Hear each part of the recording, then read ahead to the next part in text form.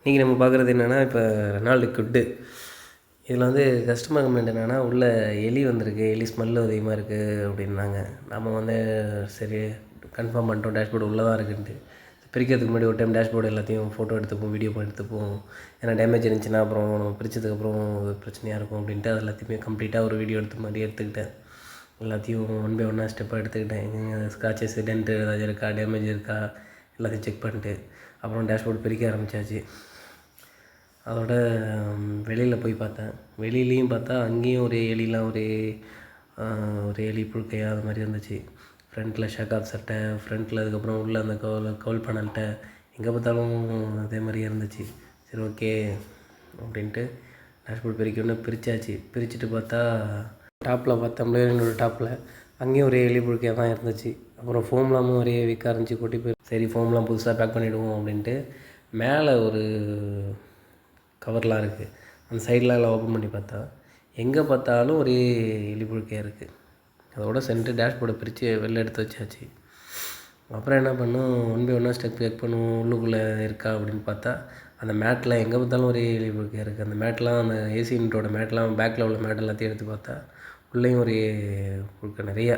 எங்கே பார்த்தாலும் யூரின் போயிருக்கு, நிறைய ஸ்மெல் அதிகமாக இருந்துச்சு. வந்துட்டு எல்லாத்தையும் வேக்கம் போட்டு க்ளீன் பண்ணி பக்காவாக நீட்டாக எடுத்தாச்சு. எடுத்துகிட்டு அதெல்லாம் ஆசிட்லாம் போட்டு க்ளீன் பண்ணியாச்சு. அந்த ஸ்மெல்லு திரும்ப வராத அளவுக்கு க்ளீன் பண்ணியாச்சு. க்ளீன் பண்ணிட்டு எல்லாம் பர்ஃப்யூம் பண்ணிட்டு அப்புறம் வெளிப்பக்கம் போய் பார்த்தோம். வெளிப்பக்கம் பார்த்தா வெளிப்பக்கமும் சேம் அதே மாதிரி அந்த ஏசிக்கு ஏர் கன்சியூம் பண்ணுற வெண்ட் இருக்கும் இல்லையா, அது வழியாக அவுட்டோர் வெண்ட்டு அதுலலாம் பார்த்தா எலி புழுக்கு அப்படி இருந்துச்சு. இப்போ எல்லாத்தையுமே டோட்டலாக கம்ப்ளீட்டாக க்ளீன் பண்ணிட்டு ஏசி யூனிட்டை வெளில எடுத்தோம். வெளில எடுத்து பார்த்தா அது உள்ளேயும் சேம் இதே தான், எல்லாம் எலி புழுக்கு அப்படி இருந்துச்சு. கஸ்டமர் ஆனால் கூலிங் காயில் வந்து பார்த்தா கூலிங் காயில் மாற்றிருக்காங்க புதுசு. மாற்றினதில் அந்த தெர்மிஸ்டர் லைன்லாம் பார்த்தோன்னா அவங்க ப்ராப்பராக உட்கார வைக்காமல் தெர்மிஸ்ட்டுக்கு வர ஒயரிங்கே பார்த்தோன்னா நமக்கு கட்டாயி போகிற மாதிரி இருந்துச்சு. அதனால் தெர்மிஸ்டர் மட்டும் மாற்றுவோம், கூலிங் காயில் நல்லா தான் இருக்குது அப்படின்ட்டு விட்டாச்சு. தெர்மிஸ்டர் ஒயர் தான் கட் ஆகிற மாதிரி இருந்துச்சு. நெக்ஸ்ட் டைம் இப்போ பிரச்சனை இல்லாமல் இருக்கும்ல, அதனால் சேம் ஓகே அப்படின்ட்டு உள்ளே எல்லா ஃபிட்டிங்கும் பிரிச்சுட்டு திரும்ப மறுபடியும் இது மாதிரி வரக்கூடாது அப்படின்னு அந்த ஏர் கன்சியூம் பண்ணுற வெண்ட் எல்லாமே நம்ம மெஸ் மாதிரி வச்சு திரும்ப எலி உள்ளே வராத மாதிரி ஸ்க்ரூ பண்ணியாச்சு. ஸ்க்ரூ பண்ணிட்டு அதுக்கப்புறம் இது வெளியில் போய் பார்த்தா வெளியிலையும் சேம் இதே மாதிரி ஏர் கன்சியூம் பண்ணுறதுக்கு வெண்ட் இருக்கும் இல்லையா, அந்த சைட்லேயும் சேம் இதே மாதிரி இருந்துச்சு. அதுலேயும் நம்ம எனக்கு இதுக்கப்புறம் வரக்கூடாது அப்படின்ட்டு ஃபுல்லாக மெஸ் வச்சு லாக் பண்ணியாச்சு. எலி இதுக்கப்புறம் உள்ளே வரதுக்கான வாய்ப்பு இல்லை. எல்லாத்தையுமே கம்ப்ளீட்டாக க்ளோஸ் பண்ணியாச்சு. க்ளோஸ் பண்ணிவிட்டு நம்ம ஏசிக்காக எல்லாத்துலேயுமே ஃபோம்லாம் போயிருந்துச்சில்ல, எல்லாத்துக்கும் ஃபோம் எல்லாத்தையும் ஃபிக்ஸ் பண்ணிட்டு கம்ப்ளீட் பண்ணணும். கூலிங் காயிலாம் அதே கூலிங் காயில் தான். கூலிங் காயில் நல்லா இருக்குது அப்படின்றதுனால தெர்மிஸ்டர் மட்டும் வேறு தெர்மிஸ்டர் ஆர்டர் பண்ணி அது மட்டும் மாற்றிக்கிட்டோம், ஏசி தெர்மிஸ்டர்.